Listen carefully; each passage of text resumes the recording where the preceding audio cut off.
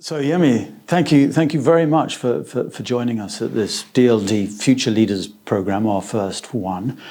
As you know, what DLD is about is bringing together people from different sectors, from government, civil society, business, academia, to try and support a sort of productive dialogue around very difficult development challenges.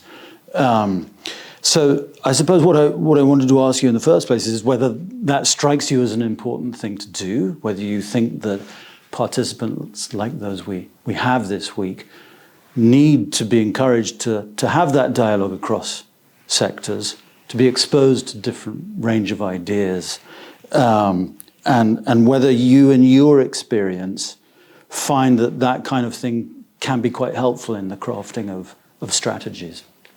Thank you very much, Chris. I think the straightforward answer is yes. It's important, I think, for a lot of our countries to have people in the public policy space that understand the importance of politics, the importance of history, and the importance of behavior in formulating policy. In addition to that, of course, they need to know, and that's what I like most about the course, is emphasizing possibilism, that, don't despair, don't be pessimistic. It's still possible to do things in spite of the conventional narrative. Talking about people with different backgrounds, for instance, I never forgot learning or doing my master's that the economic development we all celebrate in Korea and Taiwan was led by lawyers and engineers. So having that multidisciplinary approach, I think, is very important. But what you find also is that on a practical level, it then matters. Nobody planned for a COVID pandemic. But when COVID-19 hit, suddenly you had to think out of the box.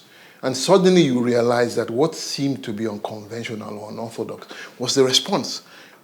Not only in developing countries, even in developed countries, you had to now think out of the box. You had to now sustain and protect demand and support businesses, which of course was against the norm, so to speak. So I think that is important. Also, what has been important has been, after trade liberalization of the structural adjustment years, which didn't work, there's a lot of interest in industrial policy, but people don't know how.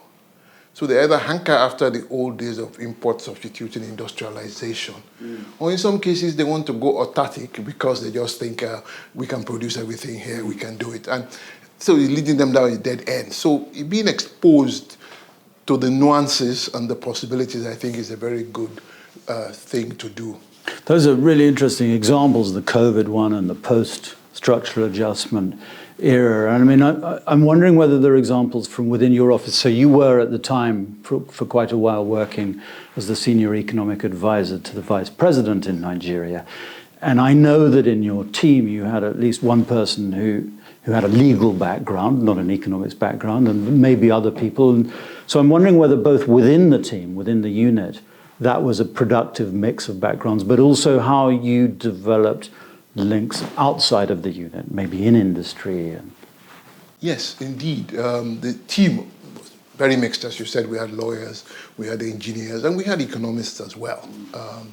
Some of the economics trained mainstream, some of them already exposed in some way or the other to thinking out of the box. But by and large, what we found is that when COVID hit, we had to scramble, we had to work very late at night, but most importantly, we had to think through what do we do that is different, that will help to sustain demand in an economy that is already cash-strapped, so to speak. And so what we did was to think outside the box and say, how can we work along the grain? So I'll give you an example of agriculture. What we looked at in agriculture, we said, you know what? We want agriculture to help produce jobs. But we want agriculture to help provide food. And so what we did, we called it the Agri for Food and Jobs program. But all we were trying to do was basically to say that, look, some people produce already, rural farmers. Some people mill, flour mills, some people mill. So there's a gap there. Why don't we study what happens there and see whether we can energize that sector by getting people who are already used to going to the farms to buy produce to say, you know what, we'll provide some money, help, semi like an outgrower type scheme. You help them to produce, and you have take because you're going to subtract the cost of inputs from what they sell to you. So they make a bit of money, you make a bit of money, and you have the links to supply it to the manufacturers, say in Lagos or Kano or wherever. So what we tried to do was to see how we can energize that value chain with the guarantee that if there's overproduction, highly unlikely, then the state would buy it up and use it for what we call our homegrown school feeding program and send it down to feed school children. And then we work with people who are agriculturists and not had very little economic training. We had the lawyers. Can't rely just on the theory. Yes, so that's the kind of thing we try to use that thinking out of the box to do. But you said something else I was going to talk about in a different way, and it's really fascinating. And we would go back to the COVID experience. It's a crisis. And the role that crisis can play for an organization, for a firm, for a large farm, or for a government, in generating learning. So the way I was going to ask you was about whether you've had interesting experiences of things not going quite right, mistakes, errors, failures, and whether that's been productive, whether there's been learning from that. But another way of asking is really about what the process is by which one crisis can turn into a learning experience where they don't always do. That's a very interesting one. The first thing to say, and it's not a disclaimer, but it's just to say that I was an advisor. Yeah. Now, so you are faced with two challenges. The first challenge, of course, is whether your advice was good or bad. And the second was, even no matter how good your advice seems, if it doesn't get past the decision makers, or perhaps more troubling, doesn't get implemented, then at what stage do you say you had a failure from which you could learn? And I think the critical thing to do is, first of all, to say, by and large, in terms of policy, that was our greatest challenge. I give the example of special economic zones. We went to Ethiopia, sat with Okube, took us to Hawassa, very successful. They did it in 9 months, and we said, we can do 9 months, let's try for 18 to 20. But when we got home, political economy took over.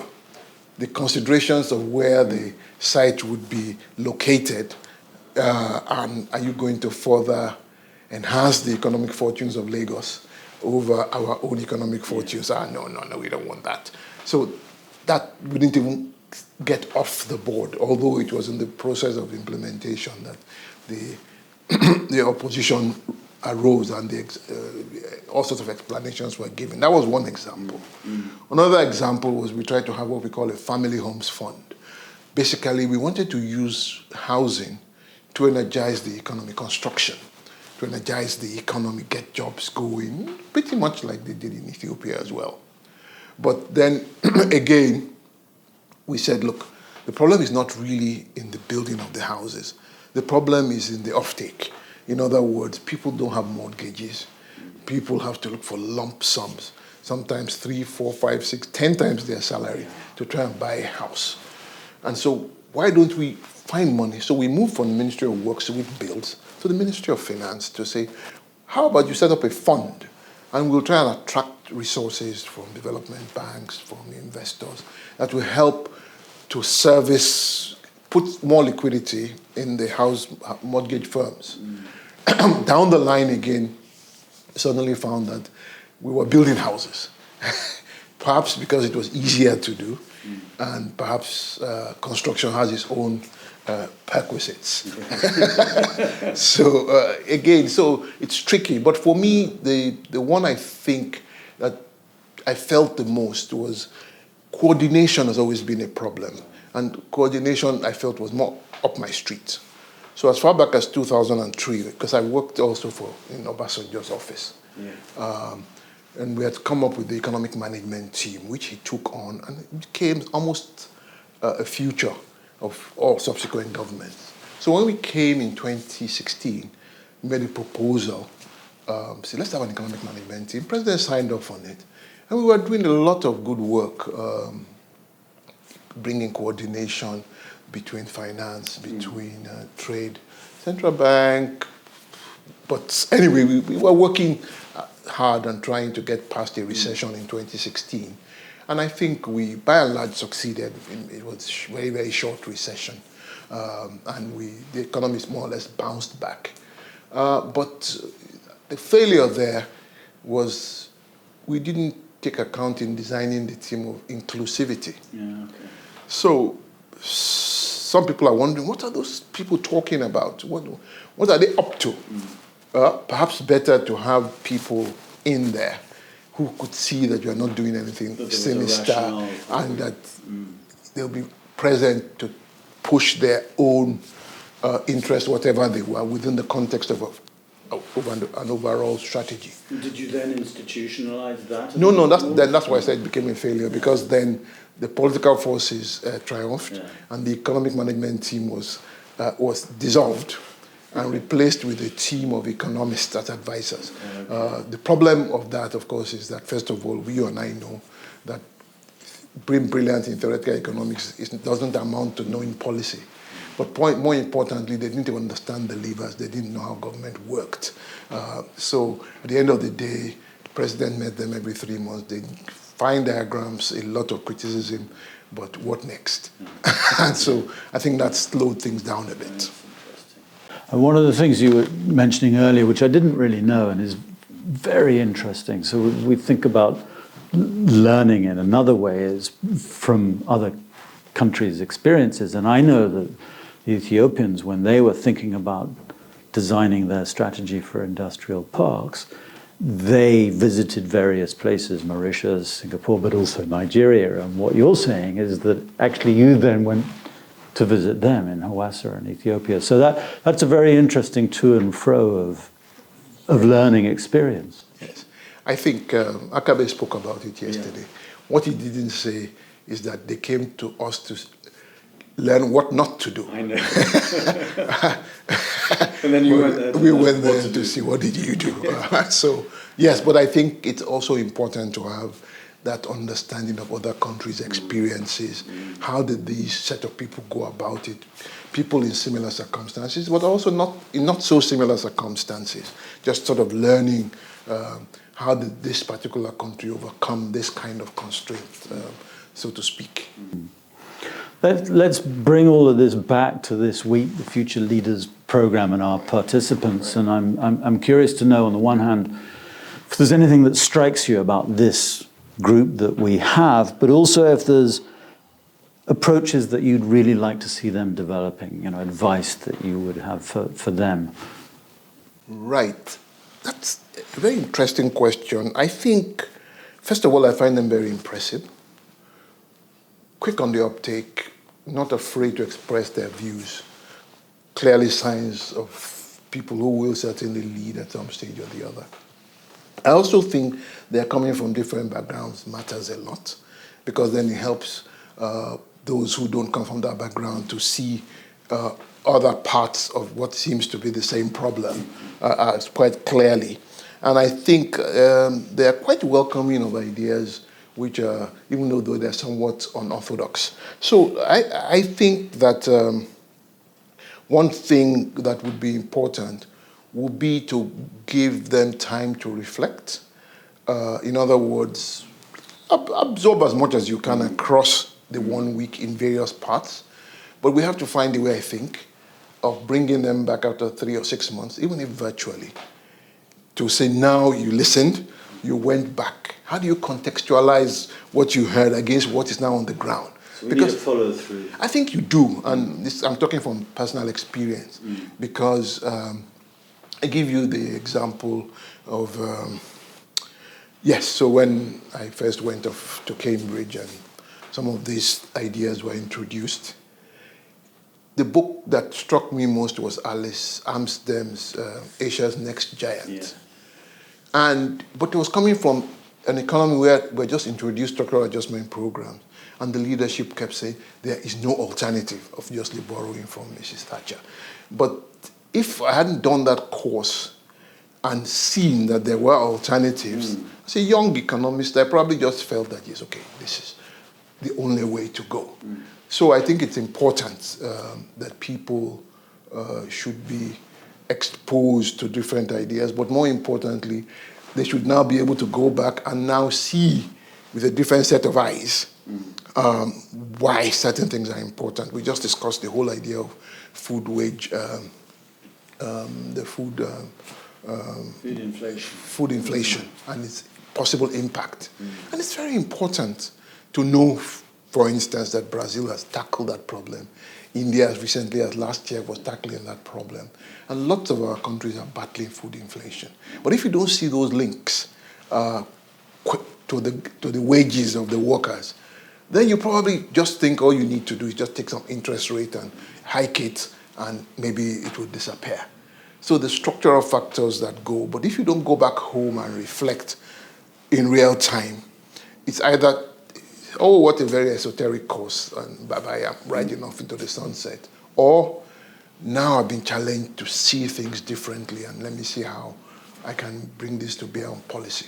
The theme for this week with an Africa focus has been about the difference between having a wish list, a vision, a set of aspirational wishes on the one hand, and on the other hand, having a coherent set of feasible, realistic priorities that we call a strategy.